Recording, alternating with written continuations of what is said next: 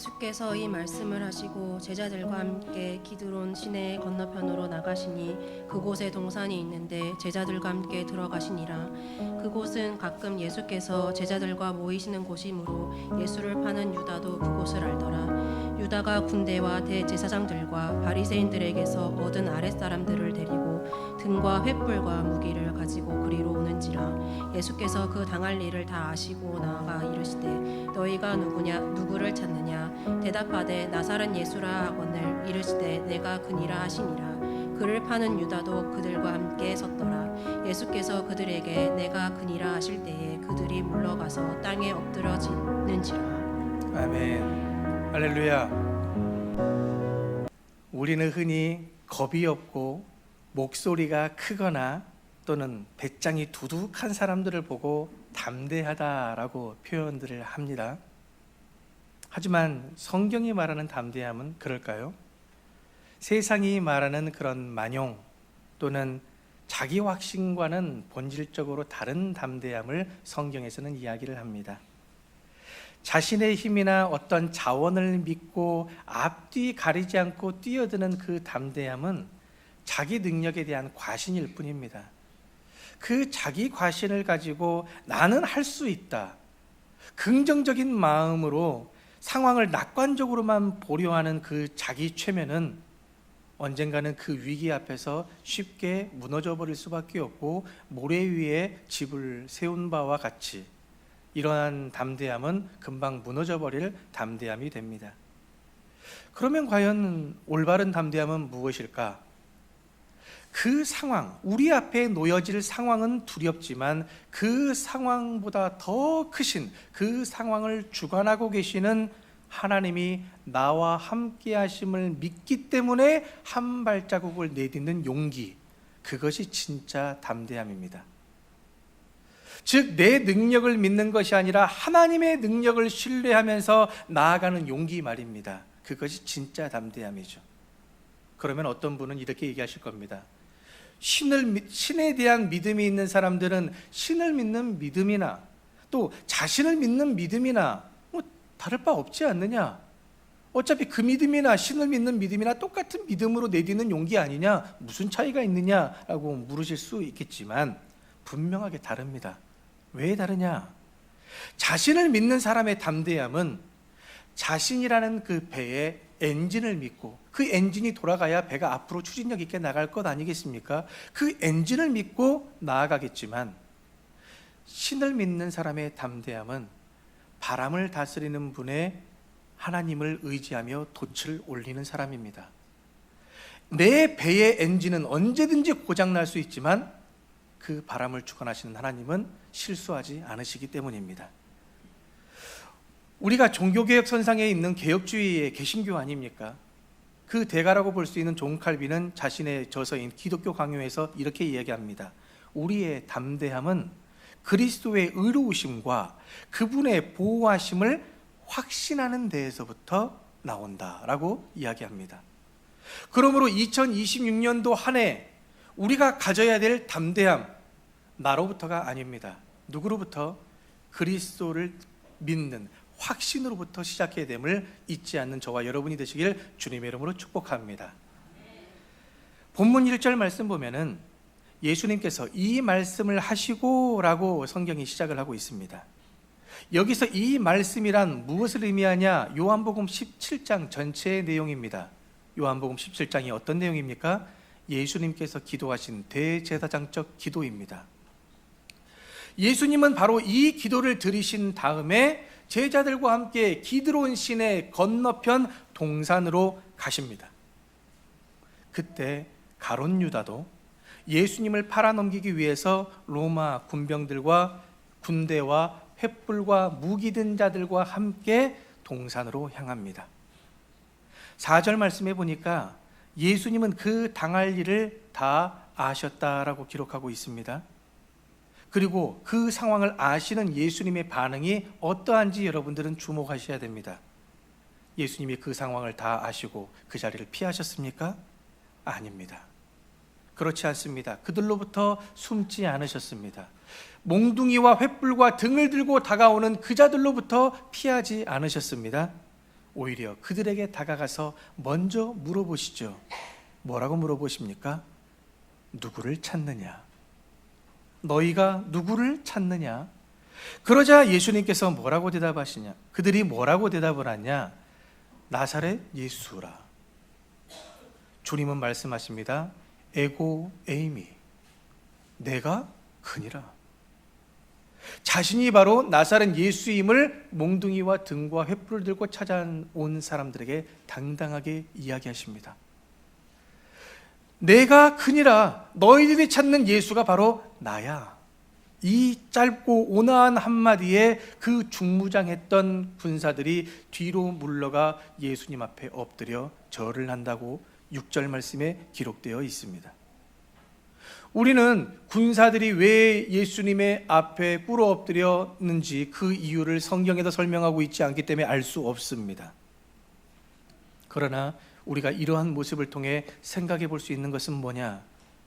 예수님은 체포당하시는 죄수의 모습으로 우리에게 보여지려고 있는 게 아니라 바로 사명을 완수하기 위해 스스로 자신을 내어주시는 왕의 위엄 있는 모습임을 우리는 생각해 볼 수 있다는 얘기죠.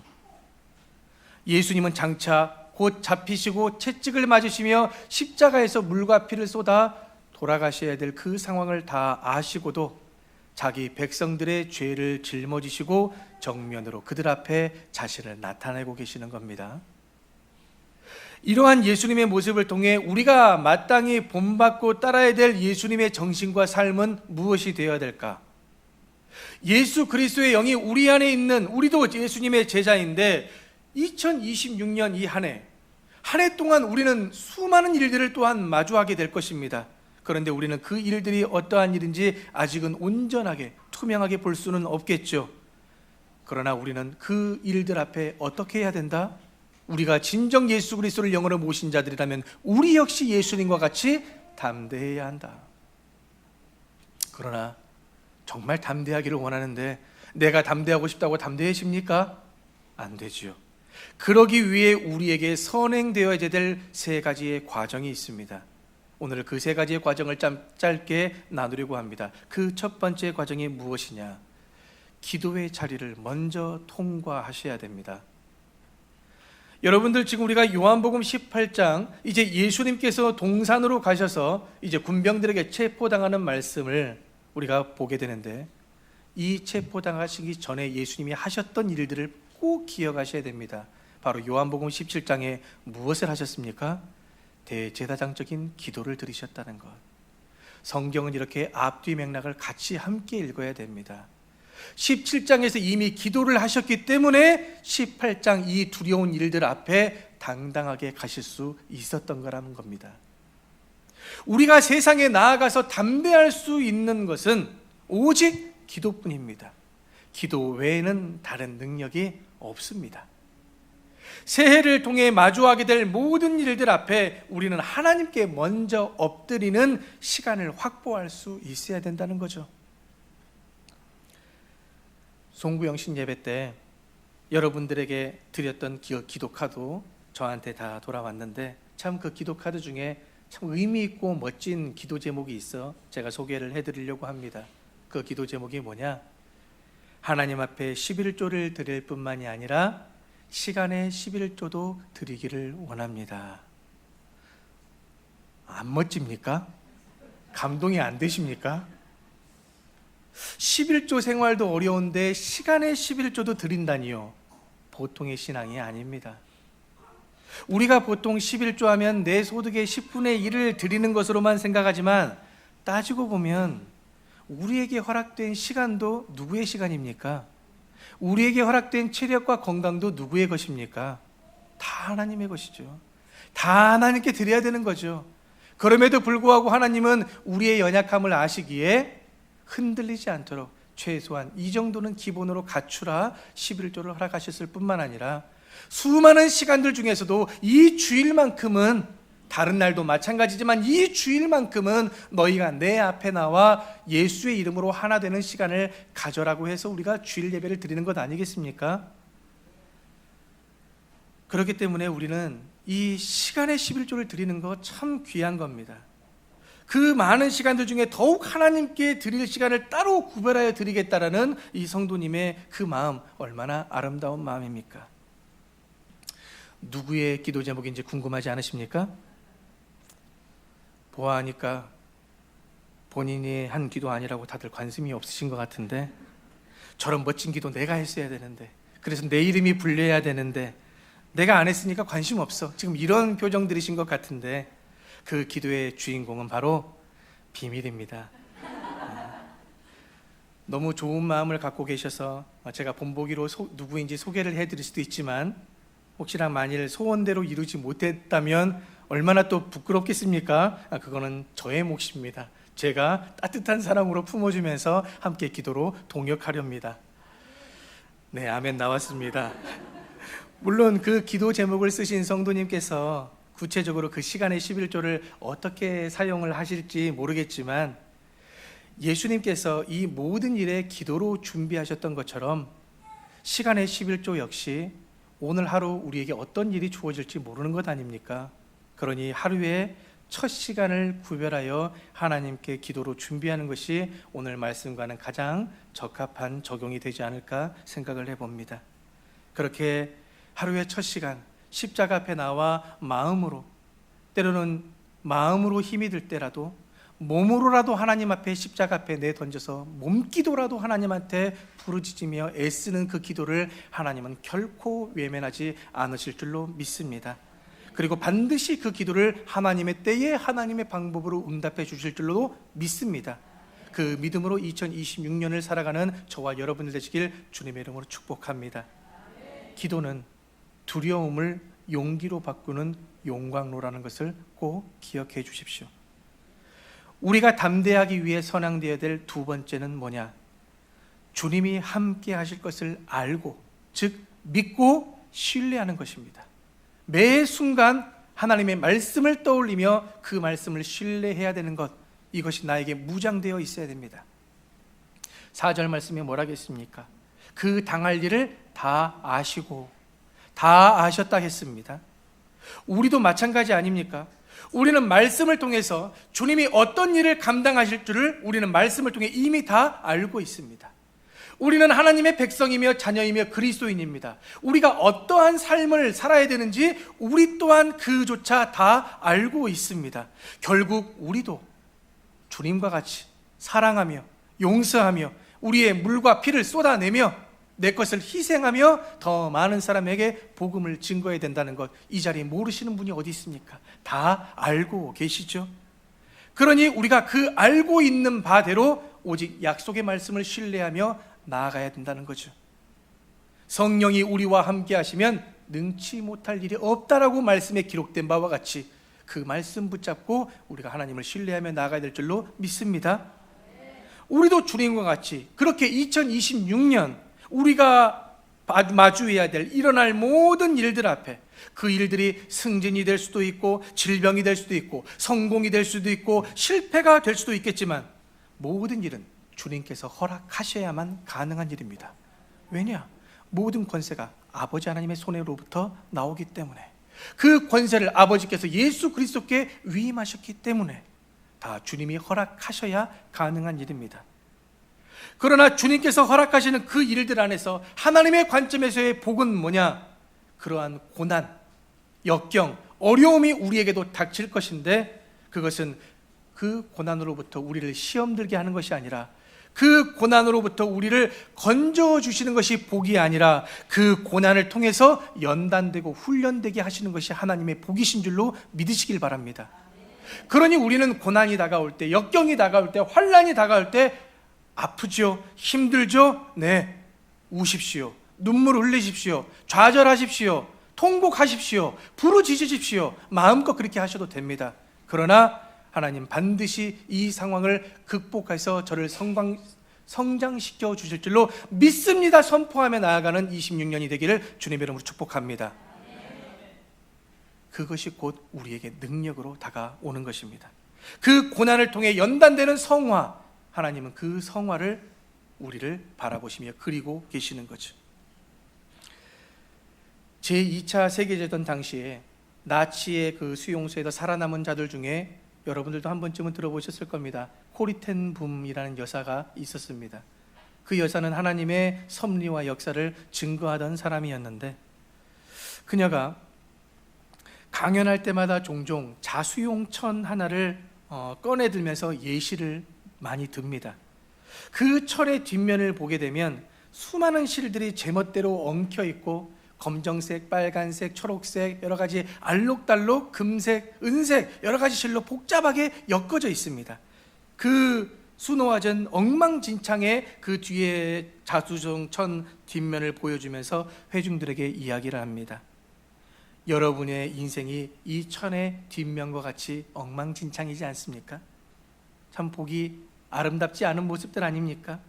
왜 이런 실들이, 왜 이런 색깔들이, 왜 이런 아픔들이, 왜 이런 색깔들이 내 안에 복잡하게 엉켜져 있는지 참 이해할 수 없지 않으십니까? 라고 이야기하면서 그 천을 뒤집어서 원래의 모습, 앞에 있는 모습을 보여줍니다. 그 앞에 있는 모습은 어떤 모습이냐? 아버지께서 준비하고 계시는 영광스러운 면류관의 모습, 깨끗하고 화려한 면류관의 모습. 그러나 그 뒷면은 면류관을 만들기 위해 이곳저곳 엉켜져 있는 수많은 색깔의 실타래들처럼 엉망진창이 되어 있죠. 하나님은 어디 부분을 보고 계십니까? 앞으로 장차 우리를 통해 이루실 면류관의 모습을 하나님은 보고 이어가고 계시는 겁니다. 그러나 우리는 어떻습니까? 그 앞에 있는 면류관의 모습은 보지 못하고 뒤에 엉켜져 있는 엉망진창의 모습을 보면서 왜 내 인생은 이렇게 될까? 왜 나는 이렇게 만들 수밖에 없는 걸까? 왜 하나님께서 나에게 복을 주시지 않을까? 왜 나와 함께 하시지 않을까? 우리는 원망하고 불평하고 좌절을 하지요. 그러니 여러분, 우리는 그럴 때마다 우리의 모든 상황을 다 알고 계시는 그런 주님 앞에 지금 당장 내 인생에 엉켜져 있는 질병이라는 검은 실 또는 실패라는 붉은 실만 보며 절망하지 마시고, 바로 그러한 전지전능하신 하나님께서 모든 실을 사용하여 우리 인생의 성화라는 가장 아름다운 면류관을 준비하고 계신다는 사실을 신뢰하시면서 바로 그 직조자이신 주님의 손에 이미 완성된 우리의 면류관이, 그 도안이 들려있다는 사실을 믿으시고 함께 힘차게 한 해를 나아갈 수 있는 저와 여러분이 되길 축복합니다. 우리가 담대하기 위해 선행되어야 될 세 번째 과정은 무엇이냐? 세상 앞에서 내가 그리스도인이라는 정체성을 당당하게 드러내야 됩니다. 예수님은 자신을 잡으러 온 군병들에게 말씀하십니다. 에고 에이미, 내가 그니라. 내가 너희들이 잡으려 하는 예수니라. 우리도 세상이 우리를 유혹하거나 위협할 때 나는 그리스도인이라고 당당하게 이야기할 수 있어야 됩니다.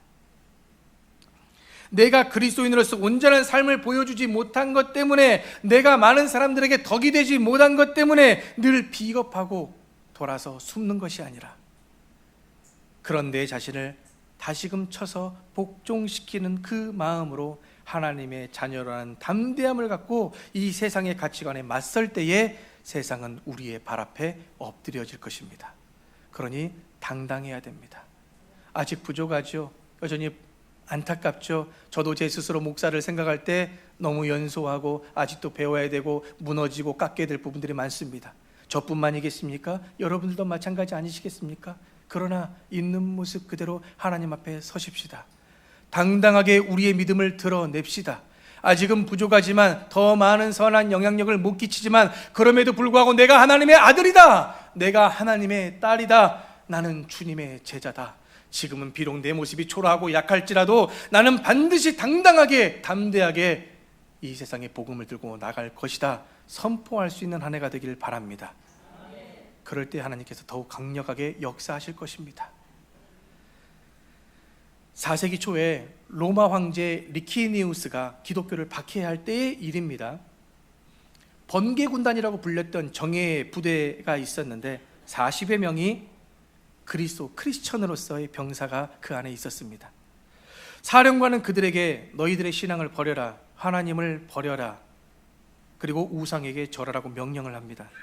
그러나 그들은 그럴 수 없다, 나는 하나님의 자녀다, 나는 하나님의 백성 그리스도인이다. 당신이 상관으로서 우리의 계급을 박탈하고 우리의 목숨을 빼앗아갈 수는 있다 할지라도 우리가 하나님을 향한 그 마음은 결코 빼앗아가지 못하리라 당당하게 사령관에게 이야기를 합니다. 사령관이 화가 났겠지요. 결국 그들의 옷을 벗겨 꽁꽁 얼어붙은 호수 위로 그들을 몰아넣었습니다. 그러자 그리고 그 옆에 따뜻한 목욕탕을 준비해 놓고 누구든지 신앙을 포기하면 살려주겠다고 유혹을 합니다. 그때 40여 개 발가벗겨진 병사들이 서로의 어깨를 걸고 그곳의 얼음 위에서 한 목소리로 찬양을 하며 버티고 있던 중에 병사 한 명이 뛰쳐나와 따뜻한 목욕탕으로 들어갑니다. 그런데 그 모습을 보고 있던 경비병 한 명이 자신의 모든 갑옷과 창을 내려놓고 발가벗은 채로 그 한 명의 빈자리로 뛰어 들어갑니다. 그러면서 외칩니다. 나도 크리스천이다. 그러면서 그 40여 명이 끝까지 그 얼음 호수 위에서 영광스럽게 순교의 제물이 되었다라는 기록이 있습니다. 세상은 우리를 얼음 호수라는 고난으로 위협을 합니다. 목욕탕이라는 안락함으로 우리를 유혹합니다.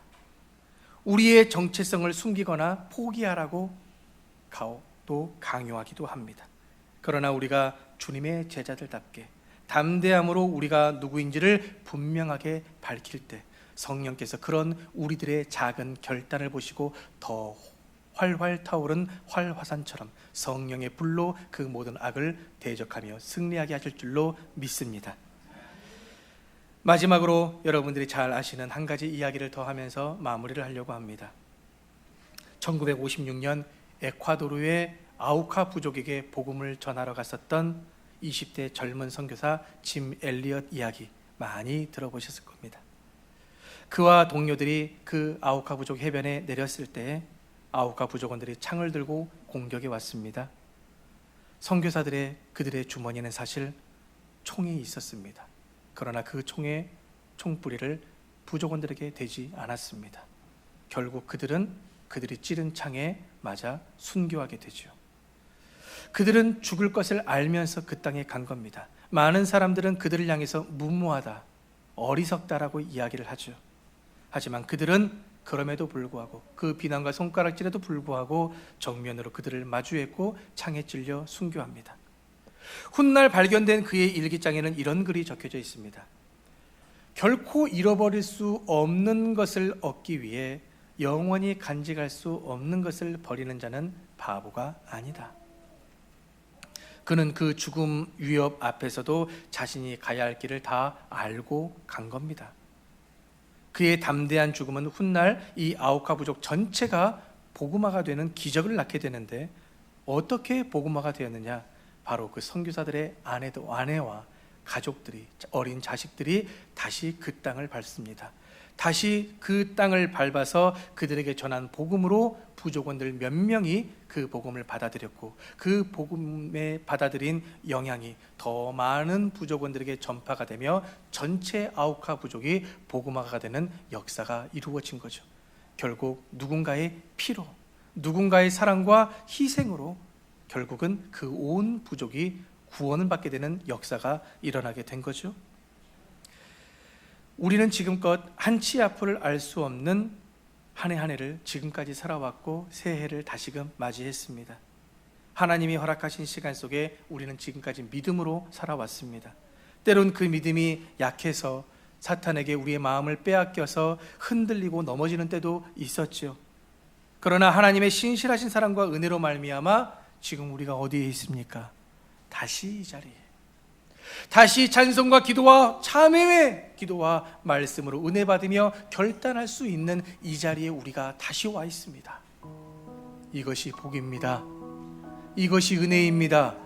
이것이 사랑입니다. 이 복과 은혜와 사랑을 끊임없이 앞으로도 영영토록 누리는 생명샘교회 성도들 되길 주님의 이름으로 축복합니다. 2026년 새해 우리에게 어떤 일들이, 어떤 사건들이 찾아올릴지 모릅니다. 어떤 질병들이 우리의 몸을 녹화할지 모릅니다. 하지만 분명한 사실은 우리 주님께서는 이미 우리보다 앞서 가셨고 지금도 우리와 함께 하신다는 사실입니다. 질병이 찾아옵니까? 경제적 위기가 다가옵니까? 혹시 자녀 문제로 속상하십니까? 그때마다 오늘 본문의 예수님을 바라보십시오.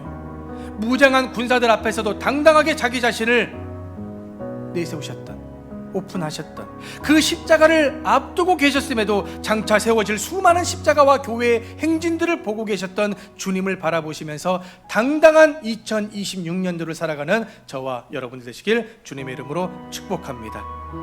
우리가 내가 세상을 이기었노라, 그러니 너희도 세상을 이길 수 있느니라, 주님의 이 말씀을 꼭 붙잡으시고 2026년 담대하게 나아가기 위해 기도의 자리를 먼저 찾고 주님의 말씀을 더욱 알고 신뢰하시며 그리스도의 정체성을 당당하게 이 세상에 드러내며 하나님의 귀한 역사를 내가 써 내려갈 수 있는 우리 생명샘 성도들 되길 주님의 이름으로 축원합니다.